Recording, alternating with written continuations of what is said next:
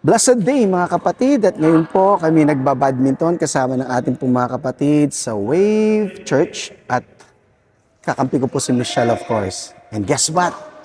Lagi po kaming talo. Alam niyo po kung bakit? Kasi po pangalawang beses pa lamang namin naglaro, so kami po ay nandun pa sa stage na we're learning kung paano po dapat laruin ang game na ito. Hindi lamang po basta pagpalo, kailangan ng diskarte. Alam niyo po yung ibig ko sabihin? Dahil minsan pag natatalo na po kami, may halo na po akong gigil. Kaya gigil na gigil ka na, sinasabi ng isip mo na huwag mo munang paluin, hindi mo tatamaan, pero nagpapadala ako sa emosyon. So, palo pa rin. Akala ko, diskarte ko, okay na. Pero mali pala.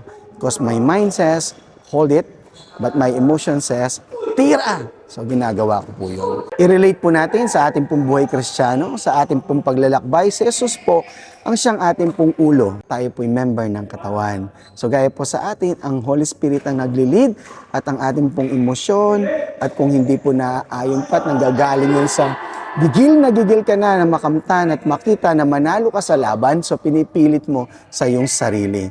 But, ang sabi ng Holy Spirit, huwag muna. At pinupush pa rin po natin. Kaya, in the end, hindi po natin makuhang mapanalo ang laban kahit na po tayo ay mga Kristiyano na.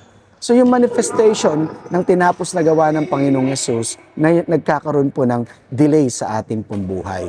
Wala pong problema sa tinapos niyang gawa. Tapos na po yun eh. Kahit anong gawin natin, hindi mo na siya mababago. Pero yung maranasan natin, ang ginawa niya para sa atin, meron po tayong participation doon. We need to listen to the voice of the Holy Spirit. Huwag tayong padala sa ating emosyon at patuloy tayong magkaroon ng patience at lumakad according to the Spirit.